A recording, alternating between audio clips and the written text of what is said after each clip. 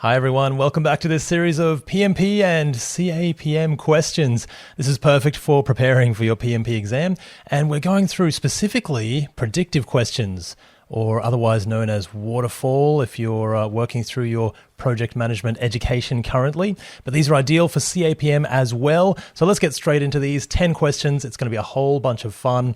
How tricky will they be? We're not sure. You're managing a project to develop a customer portal with a knowledge base and self-service tools. During a project status meeting, the project manager of an internal online training platform suggests repurposing their training videos as tutorials for your portal. Gosh, that's a lot to take in. Okay, so is it like an opportunity? Are we looking at risks and opportunities here? Maybe do we take advantage of this opportunity, for example? Enhancing the customer experience. What are we going to do? Okay, so I'm just trying to find the key words here. I can't really find anything major, so let's have a look at the answers. Do we include the additional content in our project immediately, recognizing the value it brings to customers? We could do that, so let's put that as a maybe for now. But I feel like there's going to be a trick here somewhere, don't you? Like it feels like, where's the gotcha moment? Okay, inform the online training project manager that this idea is outside your current scope and suggest they pursue it independently. Well, I feel like we want to take advantage of it if we can. So let's put that as a low maybe, I think. So that's a high maybe. This one's a low maybe. Do we submit a change request? This looks a bit more promising. To evaluate the impact of incorporating the training videos on our project scope, timeline, and budget. We should really do that first because we don't know, one, if it's going to impact our project positively or negatively, or is it going to actually have the desired effect that we want. We really want to analyze that through the change control process, I think. So that actually looks a lot better. I like that. And on your exam, we want to find the root cause and go and problem solve the issue. And so this really matches up with that. Let's see what we've got in the last one, just in case. Hold a joint meeting with both project sponsors to reallocate resources and adjust priorities. Well, let's not do that until we've analyzed it and make sure that we actually do want it. Let's go with answer C. All right, wonderful stuff. Project managers must maintain an awareness of the interactions between the systems as project deliverables may become part of a larger system and realize the benefits. Hey, now that's interesting. We're actually looking at systems thinking here. So systems thinking, remember, we're just a small part and there are other factors involved when we're doing our project. And so many other factors involved. Check that out in the PMBOK Guide, 7th edition, page 37. Responding to system interactions. Wow, hey, that's pretty advanced stuff. So, all right, wonderful. Let's see how we go with the next one. You're managing a project to develop a mobile application for a retail company. Some requirements, such as secure payment processing and data protection, are already well defined. Other aspects like the user interface and customer engagement features depend on feedback gathered during the development process. Oh, this shouldn't be too hard for us at this point, I think, guys. So we've got well-defined, so start and a finish, nice and easy. What does that sound like? Predictive. But then we also have some uncertainty that we might need to do an incremental approach for. So which way do we go? I think exactly. So we're heading towards what approach are we going to use? Do we use a predictive approach for the entire project to maintain control over deliverables and timelines? Well, we need to do some adjusting there. So I think that's a no for that one. I have a feeling we're going to go with either an incremental or a hybrid style approach. Let's see. Apply an adaptive approach throughout to accommodate the evolving nature of the customer engagement features. Well, we still have the aspect of the things that we've well thought out already and that are well defined. So that's going to be a predictive one. So that's a no for that one. Wait until all requirements are fully defined until starting the project to avoid scope changes. We may not have that option. So sometimes there are things that are outside of our control and we need to iterate or incrementally deliver them. So again, that's not going to be the best answer. And here we are, we can see that one already, that beautiful word, hybrid. Tailor the project as a hybrid project using a predictive approach for the fixed requirements and an adaptive approach for the evolving features. You're definitely going to get a question on your exam like this one with many hybrid styles out there. So answer D is what we were looking for. Answer D is what we got. And I think that's pretty good. How did you go? Did you beat me to that one? I think you should have beaten me to that one at this point. We definitely know the hybrid approach. Project managers should examine the conditions for each project so they can determine the most appropriate methods or approaches in pursuit of success, tailoring our project based on context in the PMBOK Guide 7th edition, page 45, if you want to check that out for yourself. How did you go with that one? All right, now we're starting to get through them. Let's see what we've got next.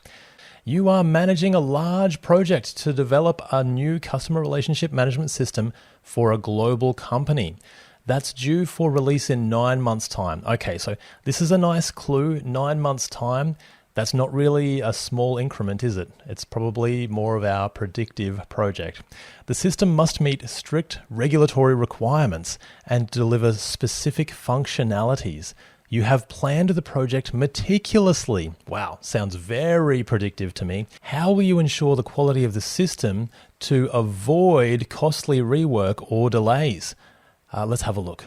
So do we perform regular sprint reviews to receive customer feedback and ensure that the system meets expectations as it progresses? Well, that's a nice way, but it's more of an agile approach, isn't it? That's our iteration review or our sprint review. We could do that one, but I think if we're working in a predictive project, let's put that just as a maybe for now. It's certainly a good answer. Since the project plan is so well defined, there's no need for any testing throughout the project. So do we just do away with testing altogether? Definitely that's a no for me. We still need quality assurance. We still need checking. We need to make sure that the customer requirements are met, and we do that through testing and quality. So I think we want to keep the quality still and those activities on our project. So that's a no for that one for me. Perform testing towards the end of development once most features are complete to verify that the system works as a whole. This is certainly one way to do it. But what happens when we do all of that testing at the end and then we find 50 or 100 defects because we weren't testing all the way along? Now we've got problems, and now we've got things that are going to blow out our project schedule as well. So we've got it's worse. It becomes worse because we do it all at the end, and now we're finding these issues at the end. I think because of that, that's a no. It's one thing that we can do, but we'd still want to do it all the way along. So, and there we are at the end. So answer D, conduct regular testing throughout the project. That's exactly what we're talking about here. Allowing the team to identify and resolve issues early. Let's go with answer D. And there it is. As a project manager, we must maintain a focus of quality that produces deliverables that align with the project objectives and the needs of the stakeholders, exactly like we were saying. So page 47 in the PMBOK Guide, 7th edition, build quality into processes and deliverables. How did you go with that one? I think that was pretty good, not too hard. How are you finding these? If you're getting good at these, you've got these answers coming really quickly, then we're starting to get ready for the real exam. You're doing great. All right, during the planning phase, your team holds a brainstorming session where you complete qualitative and quantitative risk analysis. So risks here, to identify possible risks that could affect the project. What are we going to do next? Do we update the risk register? Okay, so we've done qualitative and we've done quantitative risk analysis. We've got our list of risks. This sounds quite good. So we'd have these in the risk register already. Do we update the risk register to reflect the results of the analysis, including new risks, their priorities and potential responses? I think that's actually a pretty good answer. So now because the risk register, remember, we're iterating on this as we go through the project. We're adding, exactly as it says, adding new risks, adding their priorities, making sure we've got owners for those risks, potential responses. I think that's a pretty good answer. Let's see what else we have. Inform the project sponsor about the identified risks and their potential impact on the project. I think we could do that, but we don't need to do that first. So let's put that as a low maybe for now. Reassess the project's schedule and budget to account for the identified risks. This one, remember guys, the contingency reserve is usually how we manage any known risks. So we have a little bit of extra reserve within our budget to manage identified risks if they occur. So I don't think we need to adjust the schedule or the budget. That's going to happen hopefully naturally through our project management process. So let's put a no for that one for now. And the last one, submit a change request to adjust the project scope based on the identified risks. Now, risks, remember, are something that could happen in the future. They have not happened yet. So we're planning for these risks in the future.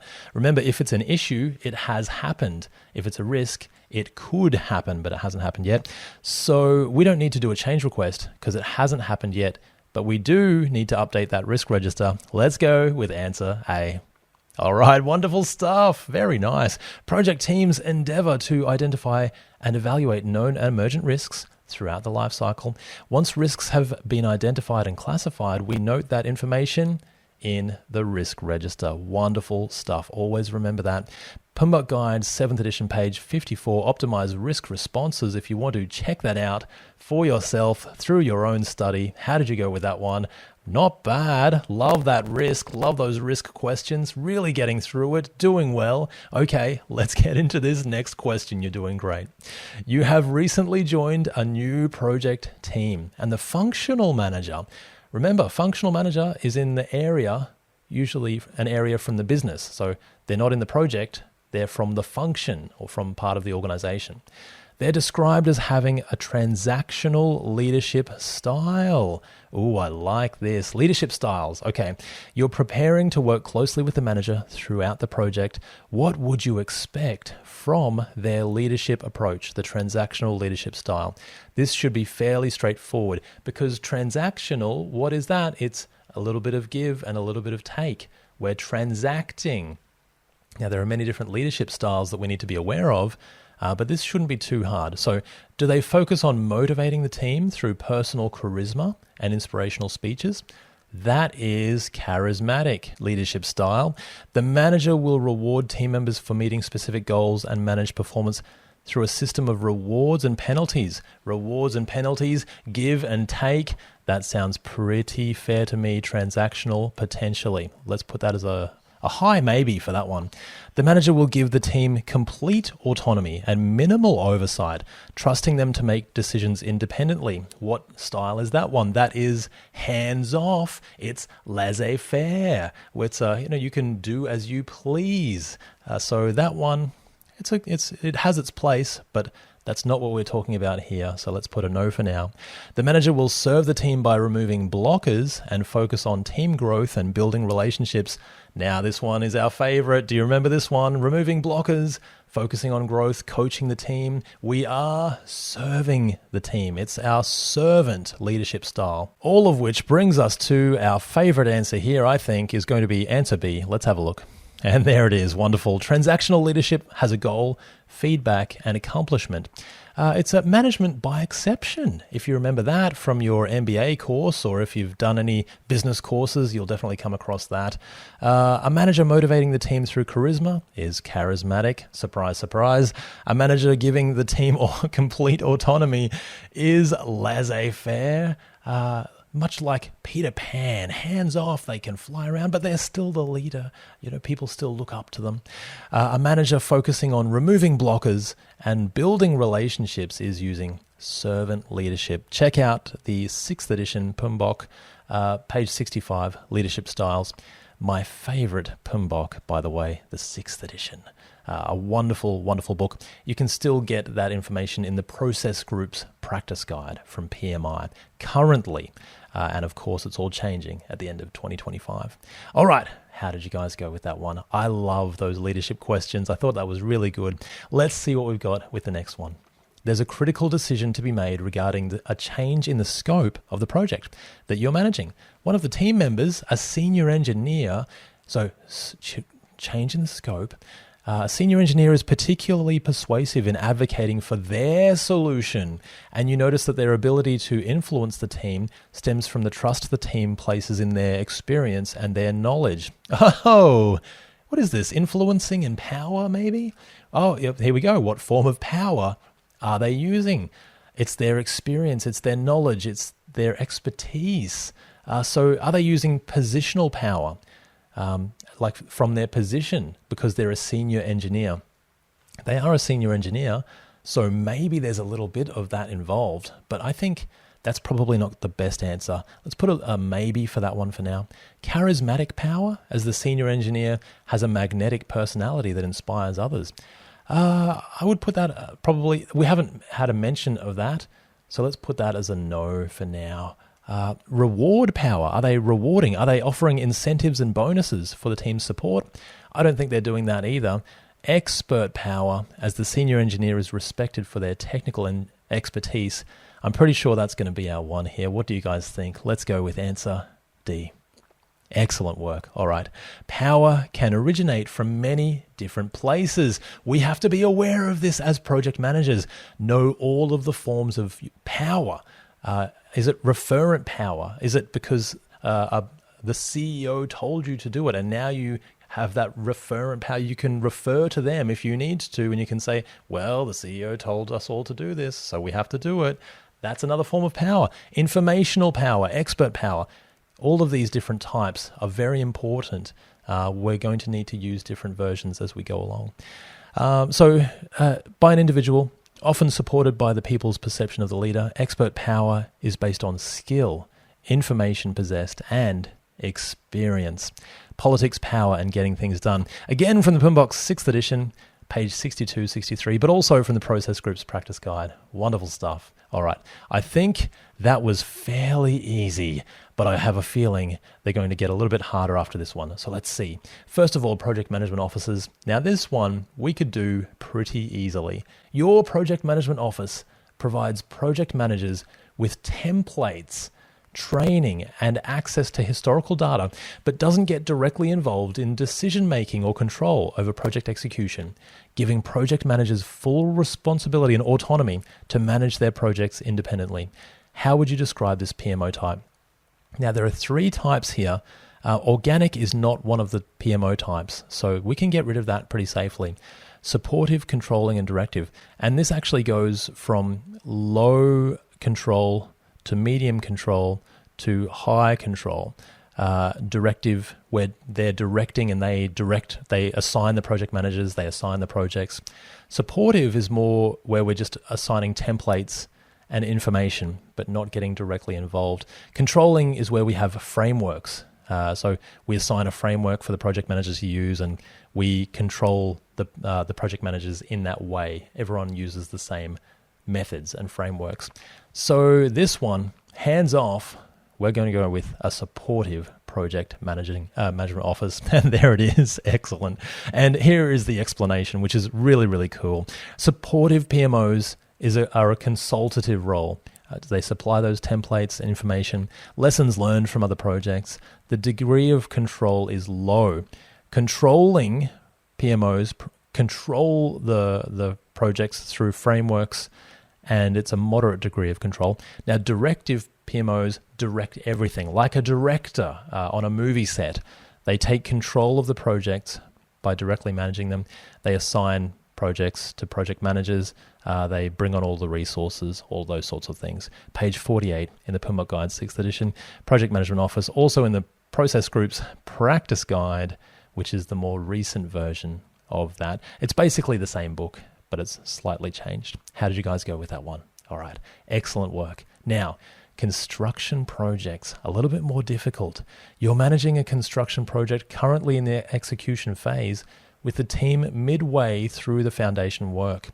According to the project plan, the foundation should be 50% complete at this stage, and the planned cost, so remember our planned value is $500,000. However, progress reports show that only 40% of the foundation is complete, so we're a bit behind, and 600,000 has been spent, which is our actual cost. So our actual cost is higher than what we had planned to be at this stage, and also where we are, what we've earned at this stage. So what are we going to do here? Let's have a look. Do we conduct a variance analysis, goodness gracious, to evaluate the difference between the planned and actual performance and identify the root causes of the variance? Wow, that's a lot to take in, but I like this because of this word, the root causes, and identifying and problem solving. Remember, we always want to be problem solving in our answers if we can. So do we go and discover this and figure it out and find the root cause? I think that's actually pretty good. Let's see what else we have just in case. Use the project's contingency reserves to cover the cost overruns and update the project plan. Well, we might do this, but only later. And remember, what are contingency reserves for? For known risks. Management reserves are for scope, so unforeseen scope that's still within the scope of the project. So let's put that one as a no because of that. So we know a little bit better. They're trying to trick us here. Focus on meeting the original schedule by reallocating resources and increasing overtime hours. Now, increasing overtime hours, if we had extra money, we might be able to do some of these things. Even reallocating resources potentially. But because we're already over budget, I think that's not going to be the best answer. So that's a low maybe, I think, for me at this stage. We do want to meet the original schedule if we can, but still, I think there's a better option. Do we re-baseline the project schedule and budget to align with the current progress? Oh, again, we could do that. But what do we want to do first? We want to find the root cause of the variance and see if there's anything that we can do, see if we can problem solve. So I think before we re-baseline and before we reallocate resources, we still want to go to the root cause. So let's go with answer A. And there it is. So wonderful stuff. And that's a good lesson because we don't want to jump the gun. We don't want to jump straight into a solution. Sometimes we do need to take a step back and assess and see what's happening. Find the real cause of the problem. Variance analysis reviews the difference between planned and actual performance. A variance analysis would be conducted prior to requesting additional funds, reallocating resources, or altering the project schedule, and that's exactly it. Page 111, variance analysis in the PMO Guide 6th edition. Also in the Process Groups Practice Guide, as we know. How did you guys go with that one? Not bad. A little bit more tricky. Very, very good. Last two in this section. You are doing great. Now, you're managing a project with 3 phases: design, development, and testing. So 3 phases here. As the design phase nears completion, you prepare to transition to development. A stakeholder raises concerns that some requirements may not have been fully addressed in design, potentially affecting the next phase. Your team are ready for the next phase, so what should you do? Okay, so everyone wants to move on, but we're not sure. There might be some things that are missing. It's going to affect us. Do we just move on? What do we do? This is not bad. Pretty good question. Do we proceed with the development phase since the design phase is nearly complete and address the stakeholders' concerns during development? I think this probably could come back to bite us. So this is, even though this will help us meet the schedule, it's probably not going to be the best option. Let's put that as a maybe, a low maybe, I think. Low maybe for now. Update the project schedule to extend the design phase, ensuring all concerns are addressed before moving forward. That is one thing that we could do. We could. Are we ever going to address all concerns? I'm not sure. Sometimes we have to find a balance, don't we? I'm going to put that as a maybe for now, because is there some way that we can problem solve here? Again, I think problem solving is where we want to head. Do we conduct a phase review with the team? Okay, phase gates. Remember phase gates at these different phases to see if we're going to move on, to see if all of our conditions are met. This actually could work with the team and the client. So solution and the requirements, do they match up? to verify that the design phase deliverables meet the project requirements and determine whether to proceed. I think, whoa, that sounds wonderful. Ticks all the boxes for me. What do you guys think about that one? Let's see what we've got in the last one, just in case. Have the client validate the design phase deliverables before proceeding to the next phase. So this is also a good answer. We do want our client and our customer to review their deliverables, but it's only going to be from their requirements point of view. We still want information from our team on the solution, just in case, because we need both of those things to match and to come together. So D is pretty good, but I think C for our purposes is going to be the best answer here. Let's have a look. Okay, wonderful stuff. A phase review is held at the end of a phase. Could also be a phase gate review to compare the project's performance and progress to the business documents. So the result of the review determines if the project will continue to the next phase or remain in the phase or terminate the phase as well. It's best practice to review both the requirements and the solution. So that's really good. Phase gate, page 21 in the PMO Guide 6th edition. Again, also in the Process Groups Practice Guide if you want to check that one out for yourself. Wonderful stuff. So quite a nice way to do it. Again, we are problem solving here. How did you guys go with that one? And we're up to the last one in this section. You've done an amazing job. The construction project you are managing has just been approved. The project involves several stakeholders, including the client, contractors, and regulatory authorities. You need to finalize the project scope, estimate activity resources, and plan the execution before starting construction. Okay. Oh, hang on. Finalize the scope. Estimate activity resources. These sound like project processes here. What process group are you currently in? Okay. All right. Now, we should know these. You guys could probably tell me at this point. So we know them: initiating, planning, monitoring, closing. What's in between there? Is there anything in between? Executing is in there as well. So let's have a look.